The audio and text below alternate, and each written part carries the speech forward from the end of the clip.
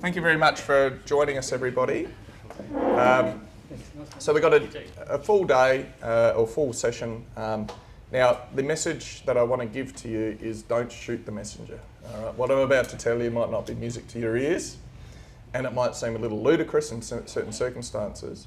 But what I would also say is that the world that we live in is a risk-based management world. So we identify what the risks are, and we look at the level of risk. Obviously, if it's a high level of risk, we really want to try and protect ourselves. And if, for example, as you're going to see a little bit later on, the legislation points us in a direction which seems a little ludicrous, then you actually have to look at what's the level of risk, and am I willing to accept that level of risk? So that's probably the main thing I wanted to talk prior to actually jumping in. We do have a few people here. As I mentioned in the paraphernalia that went out, we've got our judges. In particular, we've got a special judges for our awards, that is. In particular, we have somebody from Victoria. His name is Ian Barker. He's sitting over there in the corner. How you going, Ian? Good. I've got a couple of questions for you, and I'll be really good. Actually, I might just bring you over a little bit. And I might just get you to speak into this little thing here so we can hear. So thanks for joining us, Ian. So Ian, just tell us perhaps a little bit about yourself. And in particular, you're obviously the president and on a board. Can you tell me a little bit about your experience about being on a board? Yeah, so I'm 56. I've been landscaping since I was 16, so you can do the numbers. Started the business at 26. Went on the board for the first time when I was about 29. So we run design, construction and maintenance, and we had a pool business for a while. So there's 42 staff, which grew way bigger than I ever planned to do it. I didn't plan to grow big, but it just happened. A mate said you should go on the board in Victoria, and I thought, I've got a baby on the way. What am I doing? But I did it anyway. I learnt so much. I met so many people. I got to go to the Chelsea Flower Show because I was at an industry event and I met Wes Fleming. And Wes Fleming said, "You want to go to Chelsea?" Then I met someone else. And if I hadn't have gone on the board and put myself out there, I wouldn't have. All these sort of opportunities started to open up. And the other one was I was probably your typical landscaper. I was a really good tradie back in the day. I'm clearly not anymore, but I was a pretty good tradie, but I was a shit businessman. And then after about 10 years, I realised I needed to learn a lot more.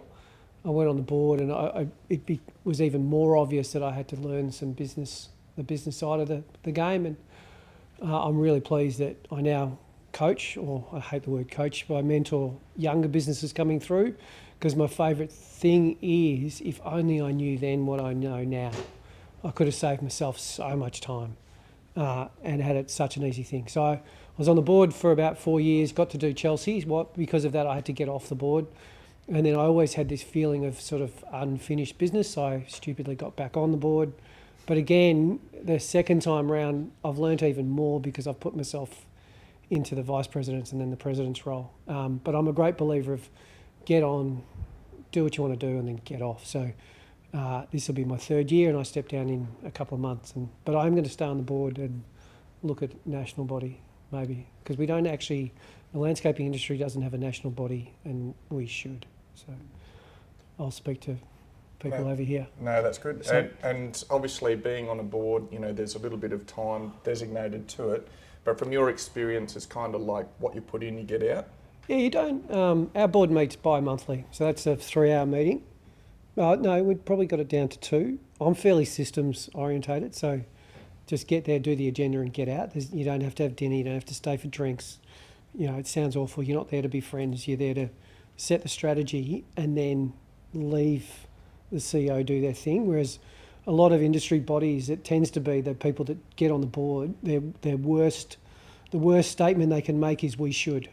They're all excited, so they get on the board and they go, "Oh, we should do this and we should do that," and suddenly they take the direction of the association down a path that it shouldn't go down, or they change a strategy that was taken 3 years to set up, and then so we don't let any new board member change the strategy for 12 months.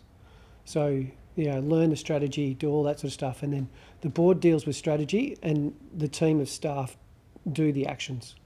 And once I learnt that sort of process and understood it more, ours is running quite comfortably now, because I just let, like Richie's really good, who's our CEO. I just let him do it. We have a chat once a week, so I do have an hour a week with Richie. We don't always use the full hour, but it's good that I stay informed. So if someone blindsides me and says what's going on with such and such, I can say, yeah, Richie's told me this is what's happening, and there's no drama. So as long as I'm comfortable, he's telling me what I need to know, so I don't get blindsided, and I do the same with him. So that's probably that communication between the CEO and the president's really important. But I'm going to step down. My successor, who's current vice president, will step in. I won't have any communication with Richie, because I really like Richie, and I hope we have some chats at the event, but it would undermine the new president if I start interfering. So I think once you do your thing, get off, which is why the national body might excite me. Watch this space for the future. And I'll give you one final question before we let you off. And let these people get on to the food and drinks. Yep. Victoria, what's if you name one big issue in the landscaping world, what's the big issue in Victoria? Yeah, I think it's we're having a chat over here. I think it's universal. It's staff, the labour force, and I've just come back from France a couple of days ago. So if I'm mumbling, that's why. The labour force around the world it's not good. That's going to be our biggest barrier to growth and our biggest barrier to getting quality work.